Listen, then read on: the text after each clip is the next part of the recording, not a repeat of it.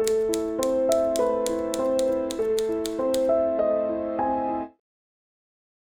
Baker's Dozen at the Zetland Hotel by Ian Gordon.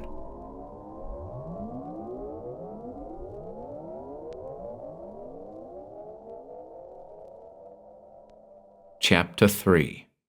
The Man of Steel. John Burroughs was a creature of habit.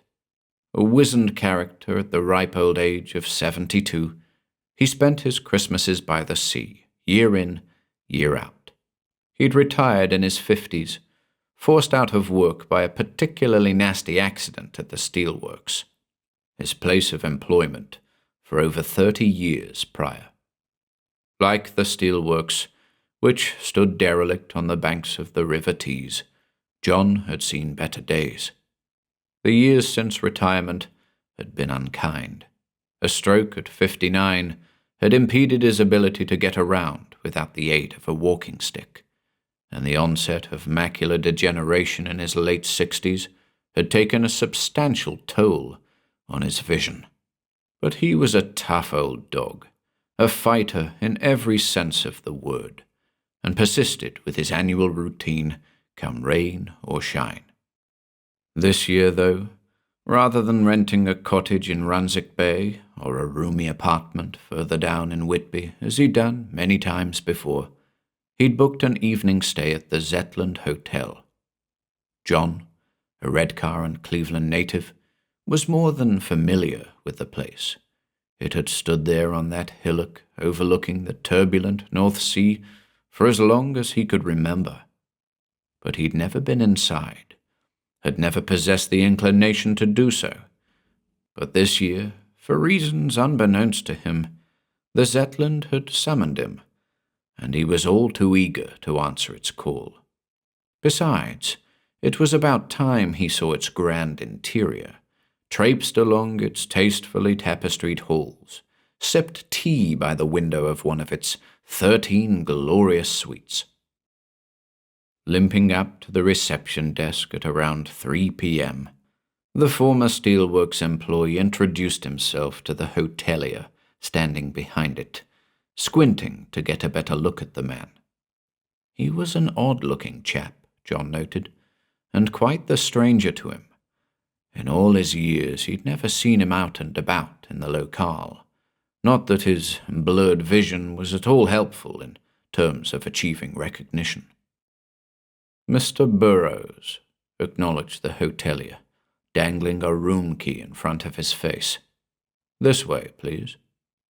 And the man in the unremarkable brown suit and polished brogues set off in the direction of room 3, John at his heels, just barely matching his pace. "I believe this is your first stay with us," the hotelier said, as he unlocked the ornate door. "Aye," John confirmed, lacking the wherewithal to add anything further. Small talk had never been his strong suit. The hotelier simply smiled in response to this, an empty smile, John thought, a hollow grin on a featureless face. 5 minutes later, John was sitting by the window in room 3 with a cup of tea, gazing out at the sea just as he'd planned to. There was a serenity about the place he hadn't anticipated, a calmness that stirred ancient emotions in his chest. He had it on good authority that there was a window on the first floor of the Zetland through which one could view the steelworks, a unique vantage point, he'd been informed. The former employee, 20 years after retirement, still felt a connection to the works, as it was referred to in the area, despite the terrible injury he'd suffered there. In many respects, its vast chambers had been an extension of his home, his colleagues like family. Perhaps it was this sense of misplaced comfort that had contributed in some way towards the accident. He pondered this notion often. Finishing his tea, he left room 3 and made his way slowly up the stairs towards the desired window at the end of the corridor. As he went, he was careful not to disturb the occupant of room 13, mindfully limiting the force with which his walking stick struck the carpeted floor beneath his feet. The hotelier's request had been clear. Here was an individual to whom peace was priority one. To disturb him would be to commit a great, great sin. Somebody important, no doubt, John now muttered to himself, contemplating the identity of the individual in room 13. Reaching the window at the end of the corridor, he pulled open the heavy crimson curtains and took in the vista before him. There, beyond the hotel grounds and the nearby rooftops, the gently undulating hills and the sprinkling of pylons, there on the horizon stood the old steelworks, faded and wraith-like in the dying light. For several moments, John stood rooted to the spot like a statue, transfixed by the silhouette of what he often considered to be his oldest friend. Where had the years gone? He contemplated, his thoughts awash with disconnected images. The vibrant orange of molten steel, the embers and the steam, the ever-present gloom, the familiar, raucous, resonating voices, and the filthy faces of colleagues long deceased. The light without was fading fast, and this, coupled with his deteriorating vision, made it increasingly difficult for him to make out the myriad pinnacles and chimneys, his old chums, the cooling towers and the blast furnace, and somehow it felt as though he was saying goodbye to the old place for the very last time.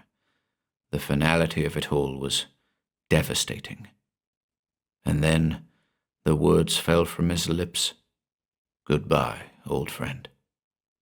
He hadn't intended to speak, hadn't thought he would feel this way, but somehow farewell needed to be said, and, for reasons unknown to him, it needed to be said right there and then by the oval window belonging to the first floor of the Zetland Hotel.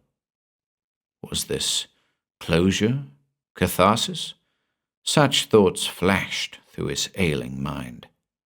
With only the distinctive, jagged lines of the blast furnace still visible to him as the sun moved on to other pastures, John closed the crimson curtains and exhaled heavily. He was a man dejected, but as always, John Burroughs picked himself up and trudged back along the corridor, the suggestion of a smile crossing his scarred cheeks. The scars were a result of the accident.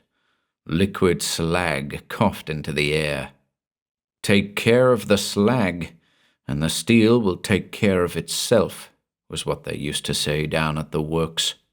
But John had been off his guard, drunk at the time, as he and his pals often were, after noon. It was hard work making steel. Back in John's day, a snifter at lunchtime helped settle one's nerves. But he'd had one too many. If it hadn't been for the quick thinking of his colleagues, he'd have surely croaked that fateful day. The slag had covered his face, shoulders, and arms. Scarred for life he was. The pain had been indescribable, not in the least nullified by the alcohol coursing through his veins. Liquid metal scorching flesh, muting nerves, boiling blood, seeking bone. But that was a long time ago. John had forgiven the old place. After all, it was his own negligence that had resulted in the mishap. Returning to his room, John, tired and melancholic, climbed onto the big old bed and sought the comfort of sleep. He'd lie there till it all went away, the haunting memories of yesteryear, the mournful reflections of the afternoon. And that was exactly what he did. He dreamt of new places, new possibilities, lakes, mountains, even cities, bright and sprawling. In the dream he walked with a newfound confidence. His gait improved. Even his vision was restored. And later, roused from sleep by a gentle tapping at his door a little after midnight, the wide smile that crossed his scarred cheeks was much more than just a suggestion.